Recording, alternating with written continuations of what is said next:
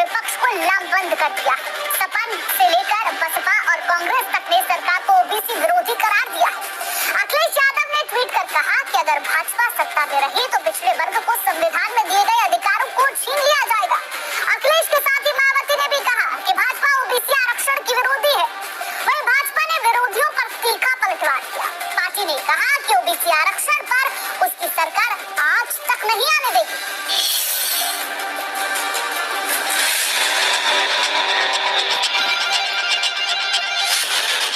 सरकार की ओबीसी आरक्षण वाली सूची हाई कोर्ट में रद्द हुई तो अखिलेश यादव पिछड़ों वाली सियासत को लेकर फ्रंट फुट पर आ गए। फैसले के कुछ ही मिनट बाद अखिलेश ने ट्वीट किया, आज आरक्षण विरोधी भाजपा निकाय चुनाव में ओबीसी आरक्षण के विषय पर घड़ियाली सहानुभूति दिखा रही है। आज भाजपा ने पिछड़ों के आरक्षण का हक छीना है, कल भाजपा बाबा साहब द्वारा दिए गए दलितों का आरक्षण भी छीन लेगी। आरक्षण को बचाने की लड़ाई में पिछड़ों और दलितों से सपा को साथ देने की अपील, यानी सिर्फ पिछड़े ही नहीं, अखिलेश की कोशिश दलितों को भी सतर्क करते हुए अपने साथ जोड़ने की है। कोर्ट का फैसला आने के बाद अखिलेश ने कई ट्वीट की। किसी में लिखा, भाजपा की हाथ में आरक्षण की जीत है, तो किसी में लिखा, भाजपा हटाओ आरक्षण बचाओ, दाने बांटकर खेत लूटने वालों से बचे।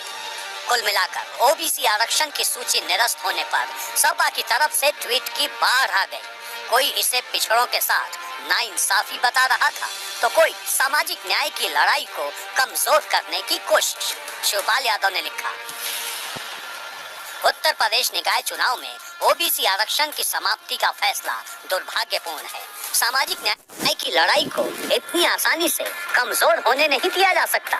आरक्षण पाने के लिए जितना बड़ा आंदोलन करना पड़ा था, उससे बड़ा आंदोलन इसे बचाने के लिए करना पड़ेगा। कार्यकर्ता तैयार रहे। और सरकार ये जानती थी कि बगैर ट्रिपल टेस्ट किए हुए चुनाव कराए जाना संभव नहीं है। इसके बावजूद भी सरकार ने जानबूझ करके ये खामियां पैदा की। ये सरकार दलितों के पिछड़ों के विरोधी है। पहले तो गलत तरीके से आरक्षण को लागू किया है और अब मुझे लगता नहीं है कि ये कोर्ट के फैसले का भी अक्षर से पालन करें, क्योंकि इनकी नीयत निकाय चुनाव को लेकर साफ नहीं है। समाजवादी पार्टी की पूरी राजनीति मुस्लिम और ओबीसी के इर्द गिर्द ही घूमती है। यही वजह रही कि कोई ऐसा नेता नहीं था जिसने इस फैसले पर टिप्पणी न की हो।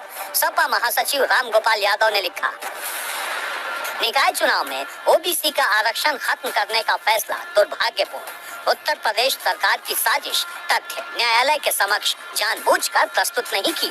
उत्तर प्रदेश की 60% आबादी को आरक्षण से वंचित किया। ओबीसी मंत्रियों के मुंह पर ताले। मौर्य की स्थिति बंधुआ मजदूर जैसी।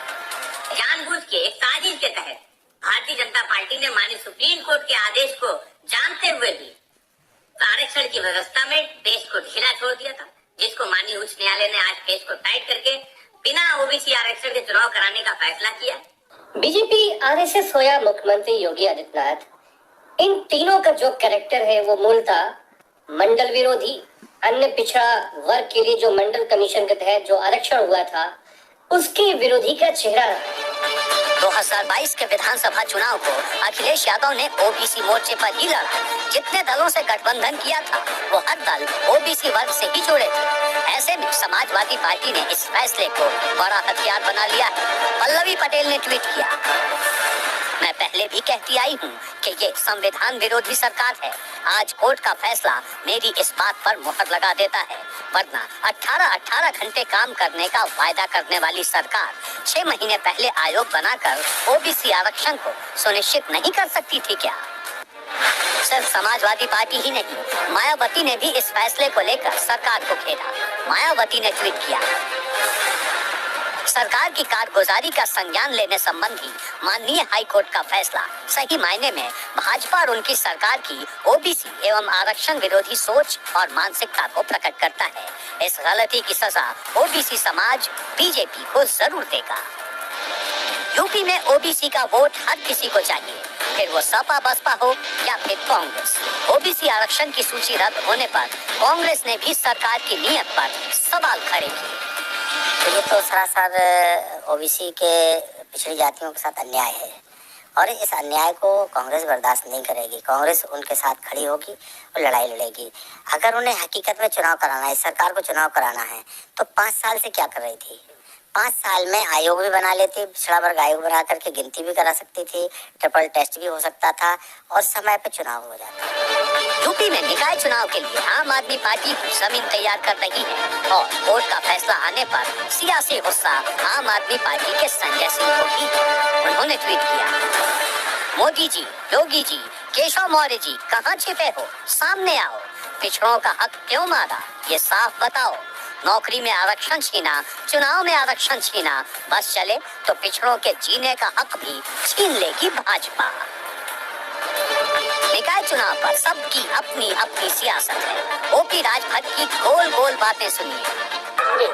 तो हाई कोर्ट ही सर्वोपरि नहीं है, लोकसभा विधानसभा सर्वोपरि है ना?